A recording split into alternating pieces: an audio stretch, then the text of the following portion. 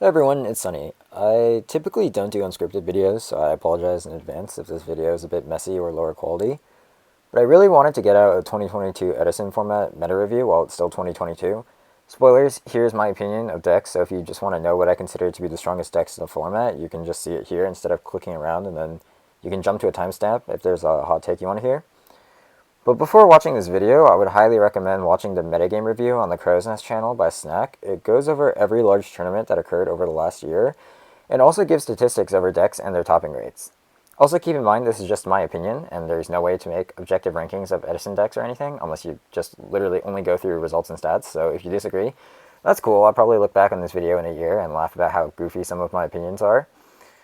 Also, I might be a bit inconsistent in my logic for some stuff, because I'm only human and I let my feelings influence my thoughts a lot also. So if I'm doing that, feel free to call me out in the comments. But yeah, here's a ranking of decks per se. I need to stress that this is not a tier list. The category in particular, strong but outclassed, is a section where there are decks that are far better than decks above them, but aren't placed higher because I really see no reason to ever play these decks if you want to win. So I'll start from the bottom because they're easier to explain. And first we have Burn and Gravekeepers. I don't know which one is worse because they're both not consistent enough to bring to a tournament. Sometimes with Burn, well, there's a lot of different builds of Burn, like Garden Aggro, Nurse Burn, or Chain Burn, etc. But sometimes you'll open the God Hand, crash Tomato into Nurse and set 3 gift cards, or just open the limited copy of Trio and enough damage. But other times you'll draw a ton of cards just stalling with Fader or Scrub Grade, desperately hoping to hit Jar or the last bit of damage to win. Also, almost every single deck in the format can make Magical Android, and then it becomes really difficult. Gravekeeper is in a similar spot where sometimes you open the God Hand of Necro Valley, set 4 Royal Tribute, and other times you have way too many Tributes and no Valley, or too many Valleys and no Gravekeepers, or your back row can only do so much when you're playing in a format with so much generic spot removal. Next we have Zombie Stun. I think that it's a pretty cool deck, it's just that there's better skill drain decks and your plays are pretty weak. So Zombie World is a relatively narrow floodgate. Goku In is a cool card, but if you wanted to skill drain a beater, there's better summons than Goku In, like Barbaros. Your zombies float, but just to compare it to other stun decks, Neos Alias threatens 4 offensive threats at all times, and that's a lot more pressure than needing to out a Goku In after a turtle. You can also just play a normal zombie build with a more controlled style, and Beast Mode and JG talk about this a lot on Beast Mode's channel, which I highly recommend if you're interested, instead of committing to this like stun package where you nerf all of your like offensive bomb threats. The next section of decks are decks that I consider to be good but low power. The first one I'll talk about is Amaryllis. Fen notoriously did really well with it during the crew battle, but after the first Karpath top at Ribbit 1, it hasn't really done anything in tournament. So Lonefire into Titanial is a good play, and you have 3 Snatch Steals, which is really good.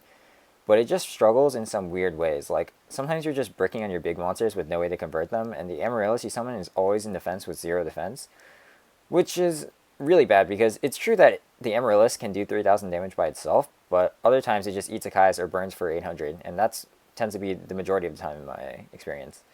It's also kind of awkward when your Amaryllis gets crowed on end phase, and then you lose a bunch of graveyard materials and your Amaryllis pressure.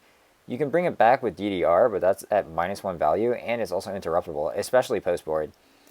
Like, post-board's a bit rough because you lose to really common side cards that people aren't like bringing in for the Amaryllis deck. They just have them ready, and then it will hurt you. Like, Dust is going to hit all your equips. Kaiku's a problem. Crow Soul Release. Like, I just think it's a bit too inconsistent for what your best plays are. The next deck is going to be Rescue Cat. There's many different builds, but I think the 2 biggest ones are Chameleon Cat or the original Flip Cat decks. I'm so sorry to Snack because I know she loves the Plant Cat deck, but I don't think it's very strong. If we talk about the plant stuff and Ryko and Caius, then Quickdraw also plays that stuff, except you have Quickdraw instead of Cat and Airbellums. The most broken play you can do is draw your limited copy of Rescue Cat, which produces a 1-card Catastrophe Android, or you can summon 2 Airbellums, which must convert on the turn that they're summoned. So if you draw 2 of them, then your cat is dead, and even if your play goes off, then it's not that scary compared to the other broken things that other decks can do. So for example, if you use Monk, you can convert one of them into an Arcanine Magician, which is okay, but then a lot of times, even if you get the 2 pops, it just offsets the cost of the spell card that you pitch off the Summoner Monk. And in the Cold Wave, which is also a -1. It does have a good result though, with Air Falco placing 9th at Ribbit 4, which is extremely impressive because I think the meta was already shaping up to be very Blackwing focused at the time.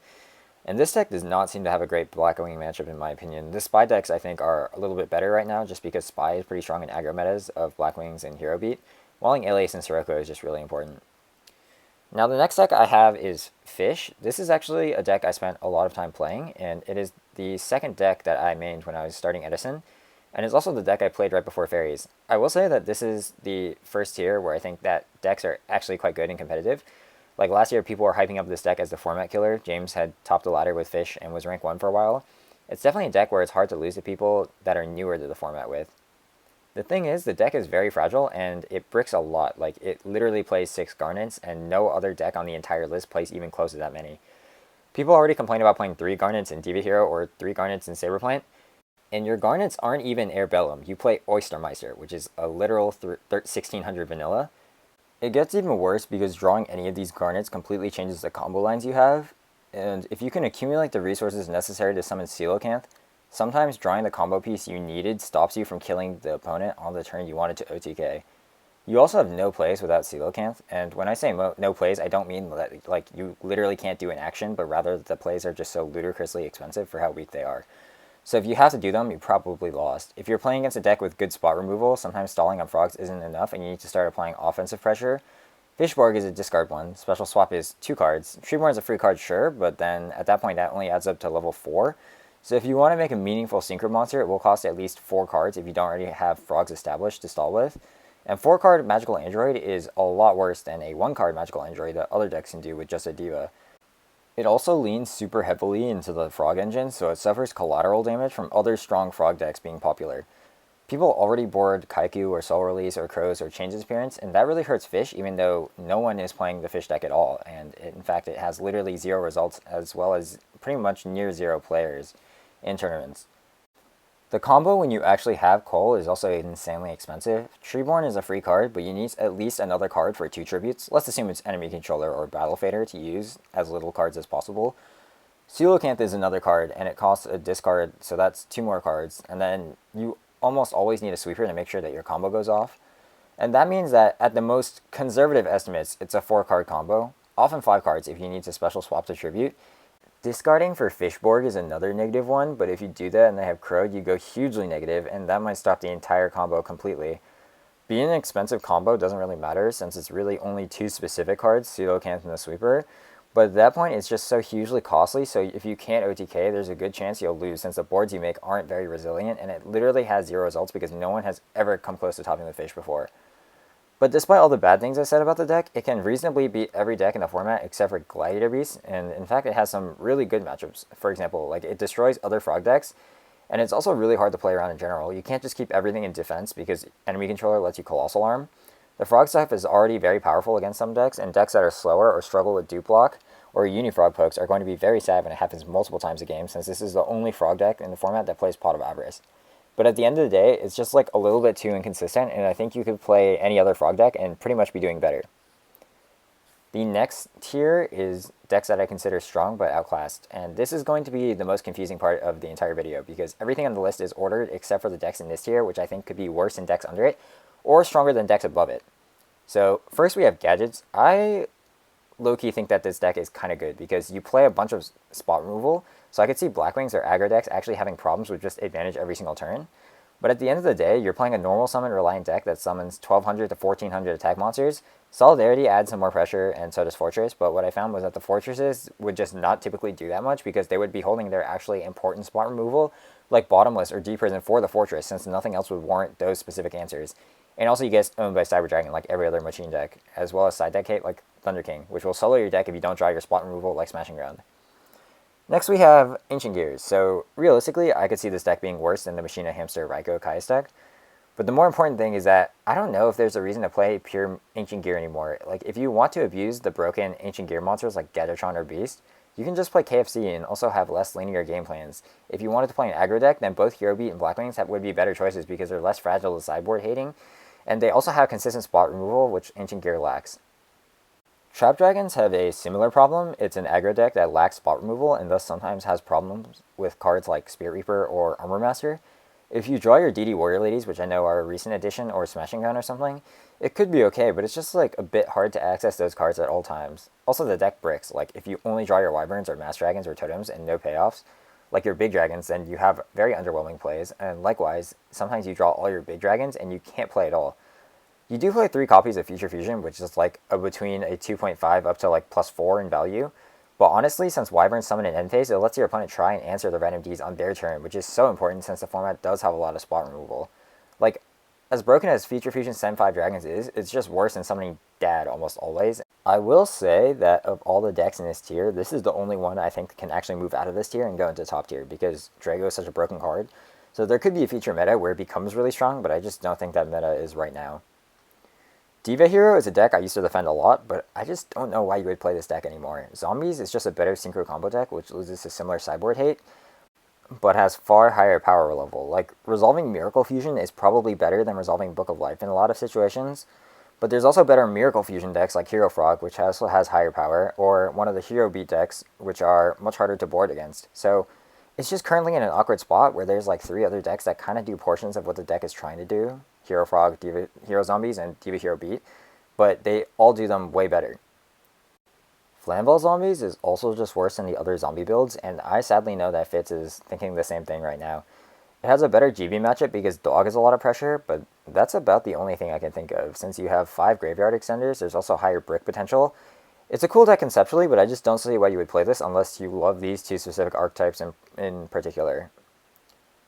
Diva Frogs. Now, this is a deck I think that is legitimately very strong. So if I rated it accurately, I think it could even be above Vayu.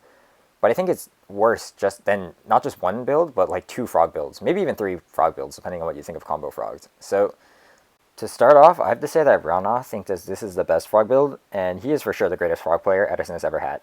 So I'm sure he has insight that I don't. But I think my biggest problems with the deck are that they don't fix what I consider to be Frog's biggest problems, and they compromise power. So I think that Frog's biggest problems are, one, that they sometimes have a slow start, so that means that they don't have Treeborn access early. 2 is that they get out-tempoed due to only having 1 play per turn, since they're overly reliant on their normal summon. And 3 is that they have mildly fragile slide-up post-board, since you lose to Vanity's Fiend, Dyna, Rug, Soul Release, and circumstantially Crow, Kaiku, Deck Devastation Virus, and Oppression. So I think that Diva Frog does actually address problem number 1. It has more options in the sense that you have plays without Treeborn Frog. You can summon Diva and make a 5, but realistically, you're not going to win a game without Treeborn Frog access. Like, Magical Android and Catastor aren't good enough to win a game by themselves, even though they are very good cards. And it does also play Moray of Greed, so you see more of your deck, even if you're drawing the same, even if you're drawing from the same deck size, you see more cards in rotation.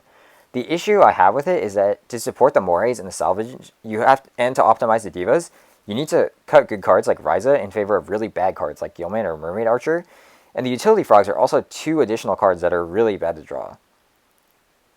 Regarding issue number 2, the Divas are also still an Ignition normal summon, so that still loses to Rug and Depression, and the monster you produce will lose to Bottomless Trap Hole unless you're synchroing with a Monarch for Stardust, and then use Mermaid and Treeborn for Fresher. Like, in fact, I would say looking at the Diva Frog list, it is even more reliant on the normal summon than some of the other frog lists, because unlike Hero Frog, you don't have Miracle or Poly, and unlike Machina Frog, you can't tutor a Fortress whenever. You have alternate lines with Salvage and Swap Frog, but in order to have plays that don't require your normal summon, you need to already have Substitute already established, which other frogs can also do. And then finally for issue 3, I think that Diva Frog is probably the deck that is the weakest to Deck Devastation Virus, which is a huge problem in Blackwing meta. It hits every monster in your deck except for 5 Monarchs and Gores. Yes, you have Salvage, but it also kills your Morays, because it will check all of your draws. And Diva also loses really hard to every single card in that list except for Crow, whereas other builds have more options to play around those side deck choices in particular. Like, I understand that the Diva Frog list is harder to play than a lot of other versions on the list that I said were viable, but in my testing, it just felt rather weak compared to other builds. I think that it definitely gives you a lot of flexibility in terms of different lines of play you can do every turn, but it forces you to build your deck in a way that compromises power, and I don't think you need to do this because other frog decks also have answers to frog problems, and they're consistent also. I'm starting to think that as Edison evolves, you should just be building your deck to be higher power typically, as shown by the decks that do top right now. Like, I just want to emphasize again that since frogs are so strong, I still believe that this deck could win a large tournament and would be much higher in the tier list if I rated it by its actual strength, and I would probably put it right above Vayu if I were doing this very seriously, but I just think that you should be probably playing other frog decks, and this is not a very rewarding deck to become super proficient with in my opinion. Now, this is where we start getting to decks that I think that you should probably be picking up if you want to win, and you could reasonably take them to tournaments, and also you wouldn't have better options that would fit your needs. So I wouldn't be surprised if any of these decks made it to top 8, and I really believe Edison is a diverse format, and technical play with these decks could easily beat even the best decks, and this obviously applies to everything above it. So first we have Sabers. This is a deck that is the what I consider to be the single most sacky deck in the entire format. Because when you resolve your Faltral turn, you will win, but it's just not that easy to do that. Mika had a super combo focus list with 3 Bribe, 3 7 tools, and that made it look really scary. But the issue is that when you do that, you stop playing real back row, and that makes it really easy to disrespect the deck and play super aggressive. Like, once you figure out what type of build you're playing against, it sort of falls apart. Also, it's really awkward that it performs so poorly against Oppression, and I'm already overrating it by putting it this high because I think that the deck has a lot of potential, but it has literally not a single result in 2022 Edison. Like, it is literally fish tier in terms of how much impact it actually has in tournament. Next, we have ×2's Machina deck that has Ryko's, Hamsters, and Caius's. It's a good deck, and it has good results, seeing as how it came 5th place at Deck Devastators 2 and 2nd at Ribbit 2, if I remember correctly. But seeing as how there's a couple of Ryko, Caius, Hamster decks above it in the tier list, like Quickdraw and Vayu, the package itself is going to make it pretty good. But the reason I have it lower is ultimately because I think that Fortress is kind of bad, which might be a hot take. So, there have been countless Machina builds throughout the format, such as Ancient Gears, Gadgets, and KFC, but they all tend to underperform or get dropped, and people always tend to say that machines suck, but I think that the harsh reality is that Fortress sucks. So the issue with Fortress is that it's one of the few boss monsters in the format that are guaranteed neg. Even if you use Force or Fortress in Graveyard, you had to neg to even get the Fortress in the Graveyard in the first place. So think of other really good monsters. Ab-Zero is plus on Destruction, Kristyasworn, JD are plus on Summon, Stardust is a monster that's safe on Summon. When you get these free guaranteed pluses or resilient monsters, suddenly Fortress, which is guaranteed neg on Summon, just doesn't seem that broken. It's really good if you're facing a deck with limited back row, because Bottomless Trap Hole and Deep Prison are the biggest killers of Fortress, and it also does stuff against aggression if it sticks, but that just doesn't seem very realistic all the time. Flamvell is a deck that needs a very small package, 3 Fire Dog, 2 Magician, 3 Rekindling, and suddenly you have a very playable 8 cards that you can put into many decks. Fire Dog is a really good card, 1900 normal that converts into level 8s on combat while threatening recursive level 8s in the future. Now, with that said, I personally think on paper the deck should be very good, but every time I actually load the deck, I'm just losing horrifically since it's a very normal summon reliant deck, and unlike Fairies, it does not have sticky monsters like Recruiters or Dimensional Alchemist or super broken protection like Herald.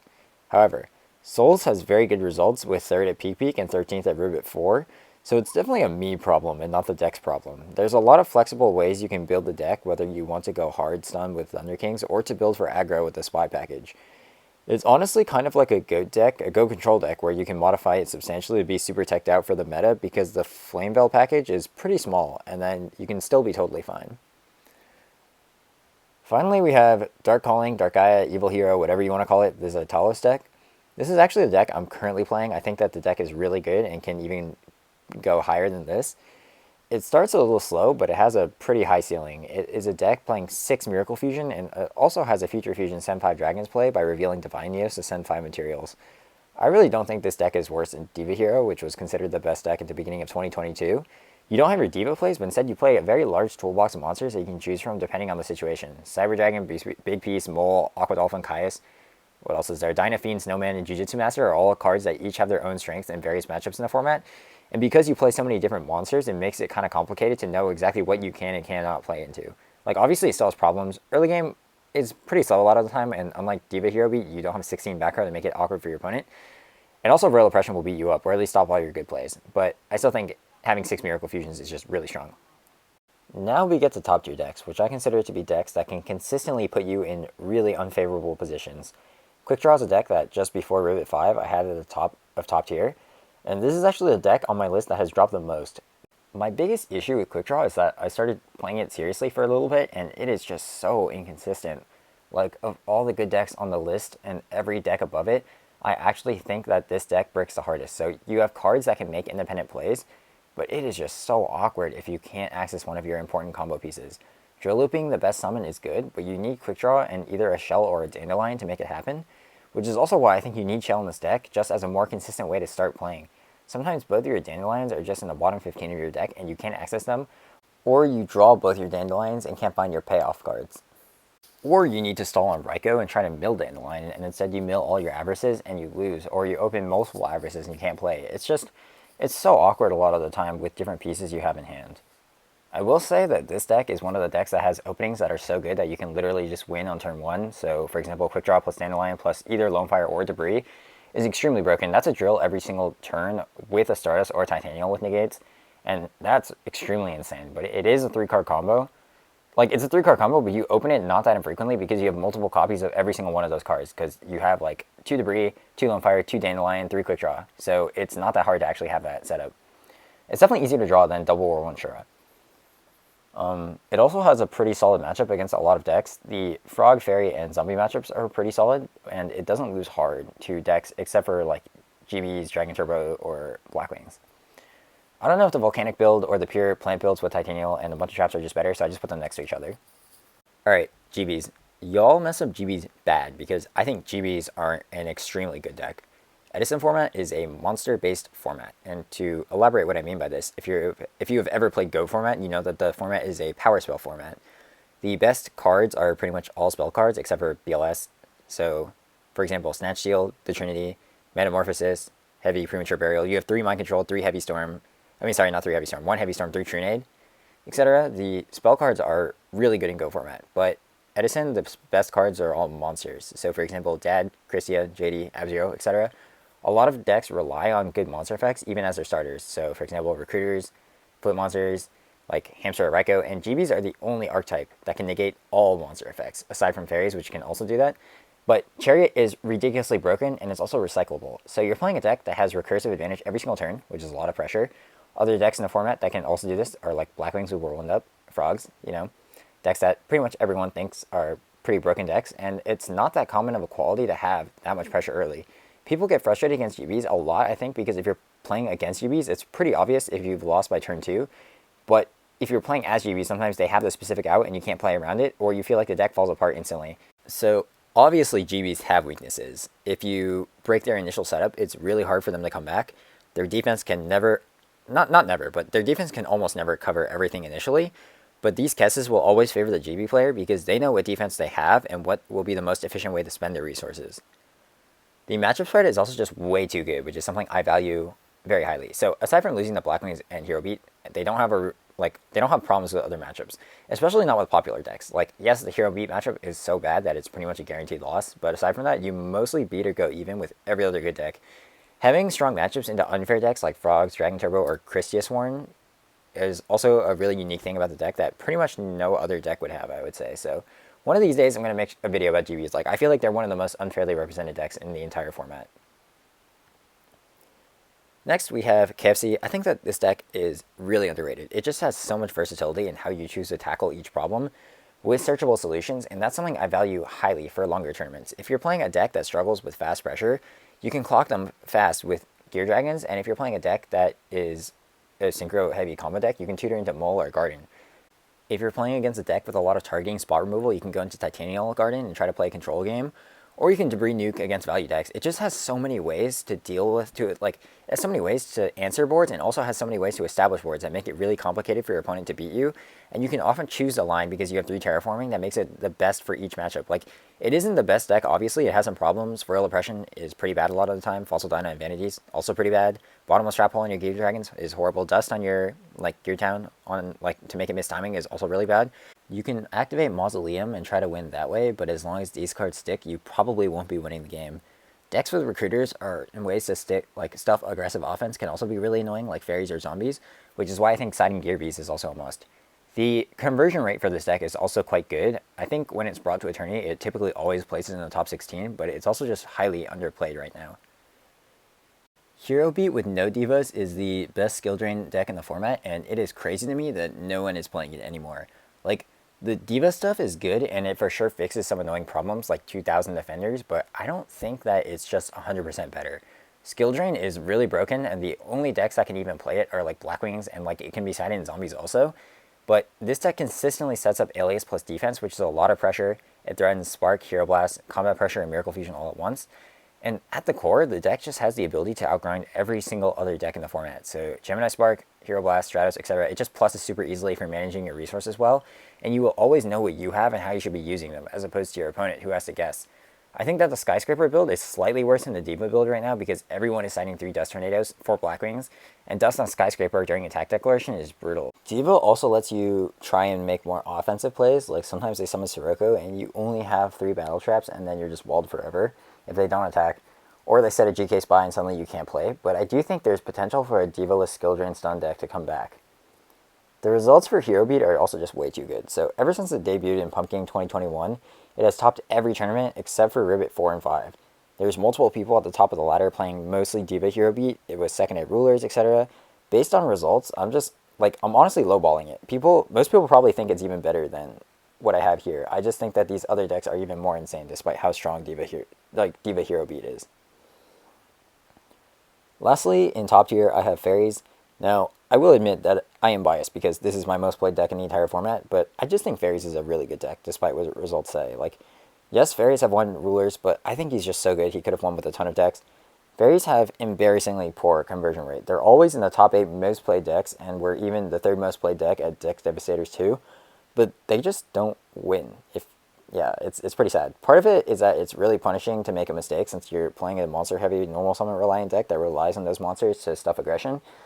But also they have some legitimate problems. So some side deck cards just completely blow you out. Deck Devastation Virus, Light Imprisoning Mirror, Defissure, Skill Drain, etc. There's a lot that can go wrong post-board. And in these longer tournaments, it's really hard to dodge all of these all the time. Another issue is that there's some really tough matchups. GK and these flip decks like Rescue Cat or a random macro deck are also kind of deck that no one plays. But you can always randomly encounter one in a big tournament and then it ruins your entire run. Even among the relevant decks, Dragon Turbo and Frogs are 2 really tough matchups that you should expect to see once you get to higher ends of tournaments. And I don't think you can reasonably expect to always win these matchups hand to hand, but against the most common decks like Blackwings and Hero Beat, your matchup is extremely good. So Fairies are one of the best, if not the best, at stuffing aggression, and they consistently set up boards that are really complicated for your opponent to answer. Herald, Honest, Kristya are broken cards, obviously. Your zombie matchup is pretty solid also. I could see a future where this deck gets worse and worse since it has some obvious problems, especially if more people start to play it. But for now, I don't think it can go any lower than this, especially since it just won Rivet Rulers this year, which was pretty much the most prestigious tournament of the entire year. Now we have decks that I believe can win large tournaments, but are also kind of fake decks. So it's a bit difficult for me to explain this, but I think you'll get the idea after I go through the 3 decks in this category. So at the bottom I have Vayu.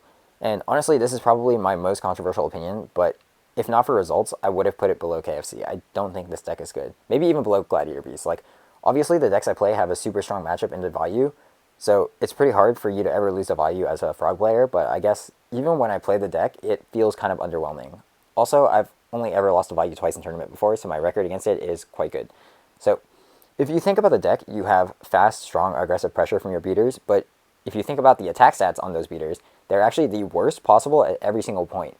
2300 on Armed Wing is crazy bad. It's just barely below so many important thresholds. 24 is a really important number. It gets killed by any Monarch or Magical Android. Nothing in the format is a relevant 2200 monster except for Catastor. It pretty much only runs over that in Cyber Dragon. 1700 on Greffer is also crazy bad because it's barely small enough to get run over by Shura, Fire Dog, Laquari, etc. And 1400 on Armageddon is also trash since it makes Recruiters positive value. If Armageddon Knight were 1350 attack, it would actually be way better than if it were just 1400 attack. The stats are just 100 short across the entire board from being strong, and that means it has problems with specific monsters that I've also just isolated. So the solution that Vayu players come up with is Ryko Caius, which are great spot removal, but the issue is that while Ryko can mill one of your 7 to 8 really good mills, they can also mill your really important power cards like Dad, your Sweepers, Burial, etc.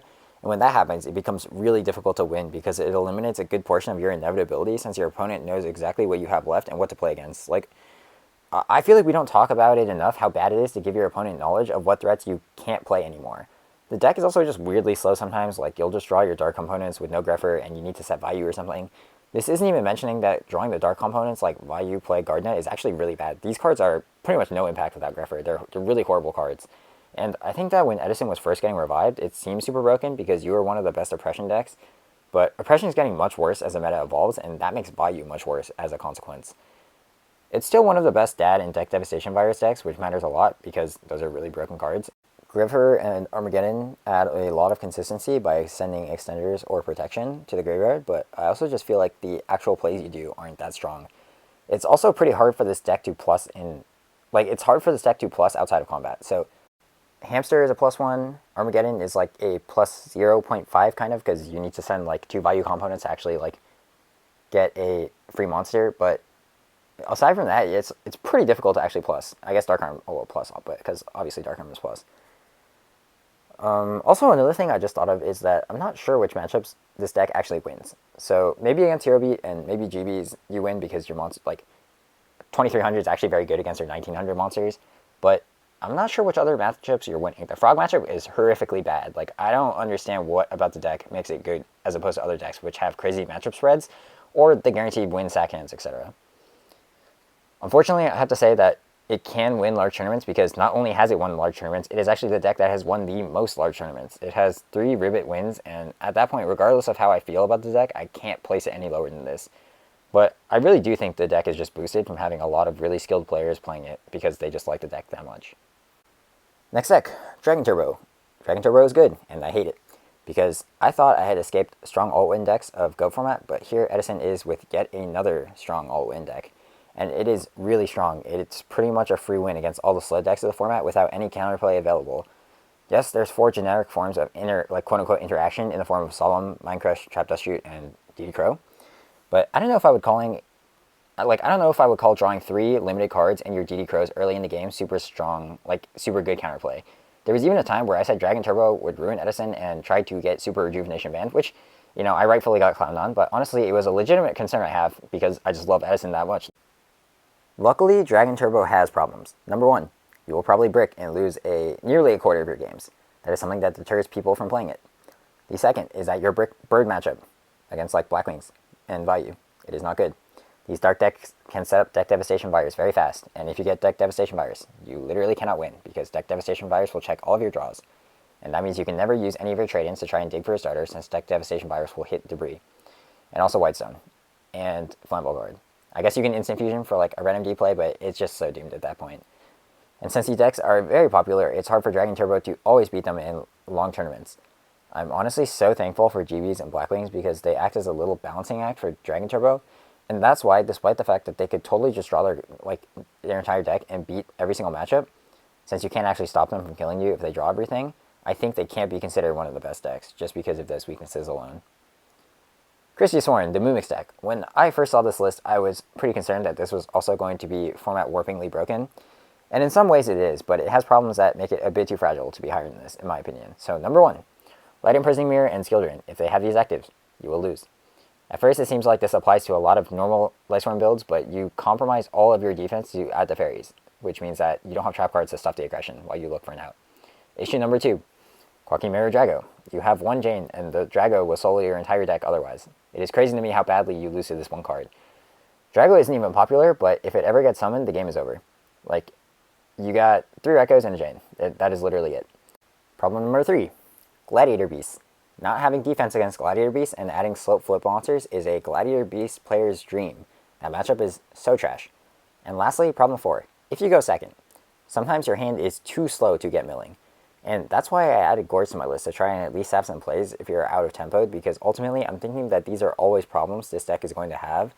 It's so crazy powerful when you can actually mill though, because you're going to be consistently summoning your boss monsters, and most decks in the format can't even begin to contest the deck before that happens. Even a basic Hamster Celestia play is good enough to beat almost every deck.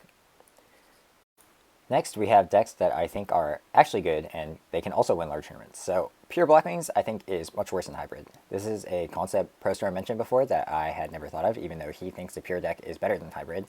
But, hypothetically, which situation is scarier? Normal Summon Shura, set 1 back row, or Normal Summon Shura, set 5 back row? Because I personally think that Shura set 1 is scarier, because that means that their hand is God. They probably have Dad, Blizzard, Clute, Gale, or even more extenders they just chose not to commit yet. But on the other hand, if you summon Shura set 5 back row, I know I only have to remove the 1 Shura, and then there's no more pressure. This is pretty biased because I play Fairies and Frogs, which can banish the Shura, and for other decks this is much harder. However, it's still kind of the same with other decks. If Blackwings have a large hand, you have to consider whether or not you literally die next turn, and that's really difficult to play against. Even just 1 back row forces you not to commit because the threat of Icarus is just way too costly for most decks. It's still obviously a top tier deck though, it just has problems with Fairies and Frogs, and also I think it's just worse in Hybrid. Next is Welledad. I think that a lot of people say that Diva Zombies is 100% better because it tops more, but it's also just played more. So, Flamvell Zombies also tops, but it's all by Konbanwa.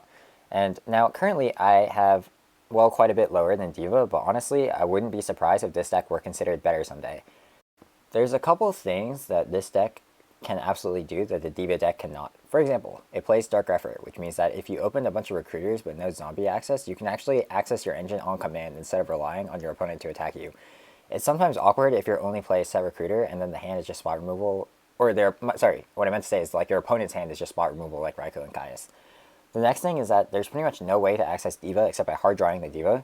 You do play 3 copies, which is pretty good, but you also play 4 copies of Krebons, and then 2 spells that recur them, as well as at least 3 monsters that can send Krebons to graveyard, which means that you have much more consistent tuner access, and that definitely matters. Like, yeah, you will probably always be able to search Plague if you're playing the game, but sometimes 1 Plague isn't enough, especially in post-board when there's Crow.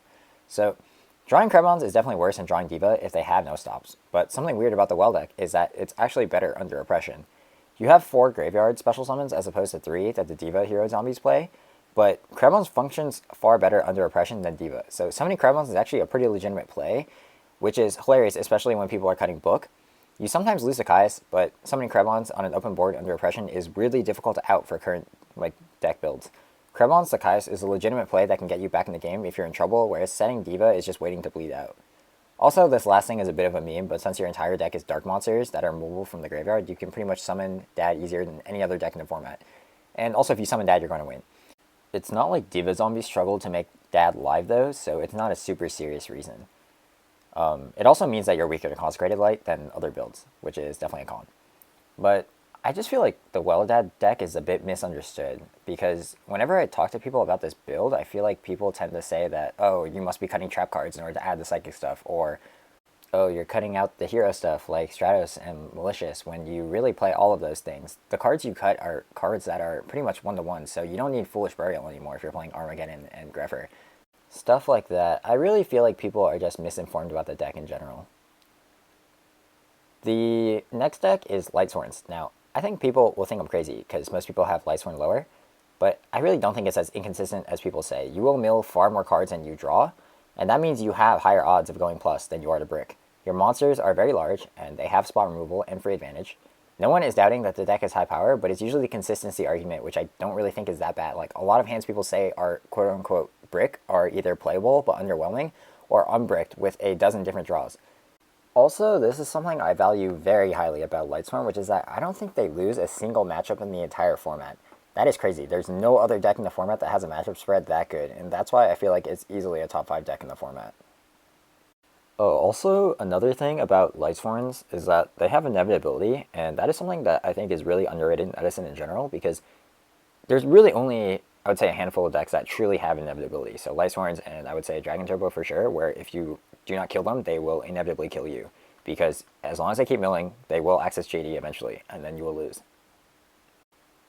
Finally, we get to my best decks tier, and I have 2 frog builds, Gory Frogs or Junk Frogs, and then Hero Frogs. So Gory Frogs is, in my opinion, extremely underrated. I think that Gory has almost solved the conventional Frog Monarch build, and he might not even know it. Like, when Gory took his Frog Monarch deck to Root 4, I don't even know if he knew how much potential it had. Not to say that Gory made his deck by accident. Obviously, he knew that the cards he was putting in were good, but he told me that he only played the Junk Frog deck because he wasn't experienced enough in Edison to play Hero Frogs, which is harder to play in his opinion. And that tells me that he thinks that Junk Frogs is just worse, but I don't even know if that's true. Old Frog Monarch decks were considered outdated, and I agree, you don't need to play cards like Thestalos or Lightning Darkness Dragon, cards that don't answer board super well. You can just play Junk Synchron, which is extremely broken in Frogs. Triple Fader, back in the main, also solves problematic aggro matchups like Zombies or Lightsworn, which are previously very difficult for you. And lastly, I used to joke that no deck without Darkarm Dragon, JD, Kristya, or Ab-Zero can be considered a good deck. And of the best decks, they all play one of these, except for Frogs. And then Gory realized that you could just play Darkarm Dragon and Frogs. The deck is extremely consistent, and the power level is really high, even if the game plan is pretty linear. Frogs are also the best upstart deck in the entire format, but because most Frog decks are hybrid decks, it's hard to fit the upstarts in a lot of the time.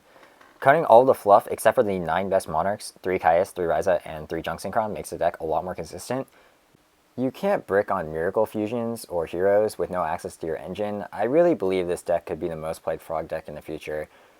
After these texts, I'm starting to think that only Dragon Turbo is a bad matchup for Frogs, which is a scary thought. Having a winning matchup on Blackwings is huge. You still lose to sideboard hate like Mask of Restrict, Skill Drain, Rugs, or banish cards like Chains of Appearance, Soul Release, Crow, Kaiku. but you have counterplay to these cards as well. The main reason I have Junk Frogs below Hero Frogs is just because this deck is far more reliant on Treeborn access than any other deck, which means that in the event that you somehow lose Treeborn or you have slow starts, then you can't win. And that's why I value it like a little bit lower than Hero Frog. Next is the Hero Frog deck, obviously. I'm biased since this is my favorite deck in the entire format. So obviously I've always thought that this was one of the best decks in the entire format. It just has the most amount of power of everything in the format. It won't always OTK you that the other high power decks like Zombies or Dragon Turbo will, but if you play the grind game against Hero Frog, you cannot win. They will board wipe you with Ab-Zero, they have strong normal summon pressure and Stratos, you have the Broken Frog defense stuff, and high value spot removal with Monarchs, and the matchup spread is really just too good. Like, I think Hero Beat might be even possibly, like maybe not, probably still Frog favored, possibly even with post board. Maybe LS, KFC, and Zombies could be hard to place sometimes before the decks started playing battle stops like Fader and Threatening Roar. But now that we have Fader and Threatening Roar, I don't even think that those matchups are bad anymore.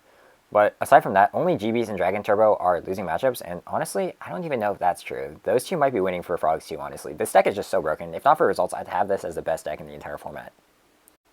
Now, for the top two, I have Zombies and Hybrid Blackwing. This should be no surprise. The two decks along with Vayu really are top 3 in results. Diva Zombies have consistently topped every single RBET without exception, being the only deck to do that. It has the most power when it actually resolves their play of any deck in the format. Diva plus Goblin Zombie is probably the most powerful, consistent play in the entire format because you will literally die. Brian Axe Search Mizuki is guaranteed 5100 damage, another extender, and you die from 8000. It just won Peak. It got second at RBET 5, 5th at 4, 3rd at RBET 3. It won Rivet 2. Like, it's just not hard to see how this deck wins so much. It plays more extenders than any other deck in the format, so you're really never safe. It's really hard to defend against this deck. There's just way too much gas. It loses to Oppression with no outs, but at that point you can just hold your outs for it because that's the thing that hurts you the most. You can also play it in a more controlled style and outvalue them with Caius and Flurries like the way Beast Mode and JG play it. Lastly, I have Hybrid Blackwings. I don't think anyone will be enraged by this. The power level of the deck is just far too high, and they threaten too many things. Ever since the J4 build with max monsters, this deck has just been taking over. Currently, 7 out of 13 of the Master Tier players on the FL ladder are playing Blackwings, with 5 being Hybrid, and that is just insane. The next most represented is Frogs with 3 players, and then only 1 of everything else. It just threatens way too much at all times. The thing that distinguishes Hybrid from Pure is that each additional Blackwing synergizes so well with the rest of the deck that just adding more adds more pressure. For example, Shura can really only get 1 Vayu and maybe a Gale in Pure Blackwing, but a Shura will continuously get more live Vayus in Hybrid, and that complicates each battle. In addition, the way you beat Pure Blackwings is by stopping the normal summon, but Grepher makes it so that you have board presence because you have multiple extenders even if they stop your first summon. So it's just really hard to beat them at this point. Back row isn't necessarily safe against the Nobleman builds, and their average monster quality is just so much higher than every other archetype in the entire format. They play the most broken bombs like Dark Arm Dragon, Icarus threatens any overcommitment, but they also have fast pressure so you can't afford to do nothing. It's really hard to board for. Every other deck in the format has clear cards that you can board in, that you can maybe build them out with, but the only one against Hybrid Blackwing that are really strong is Consecrated Light. And it's not like they don't have answers to Consecrated Light. There's good cards you can side in like Snowman, Jujutsu Master, Cyber Dragon, Sirocco, Prison, Bottomless Trap Hole, and like maybe Trap Sun, but none of these cards are really crushed. They're just like really good cards that interact with their cards. I think that Blackwings will fall off a bit next year as people continue to prep more for them, especially since they didn't perform at Rulers, but they'll always be one of the top decks in my opinion. So shoutouts to Snack and Karpath, who have already made metagame discussion videos on their own channels that are much more in-depth than my random rambling. I'll have links to both videos in the description. But yeah, that's about it. Those are my thoughts for the best decks of 2022. Happy New Year. I'm so excited to play all of you in 2023. Thanks for watching.